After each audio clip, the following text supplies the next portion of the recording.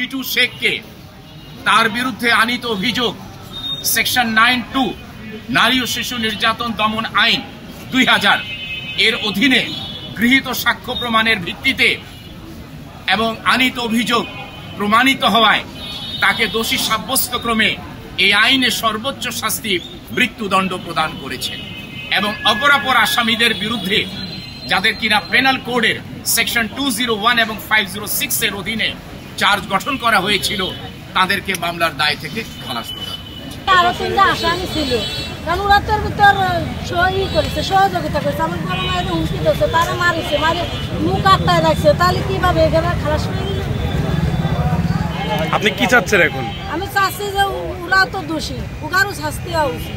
আজকে 14 কার্য দিবসে এই রায়টা ঘোষিত হলো এবং এই রায়ে শিশুটির মাতা 1 নম্বর আসামি হিটু শেখের ফাঁসির আদেশ এবং আমরা মাগুরাবাসী এই আদেশে অবশ্যই সন্তুষ্ট।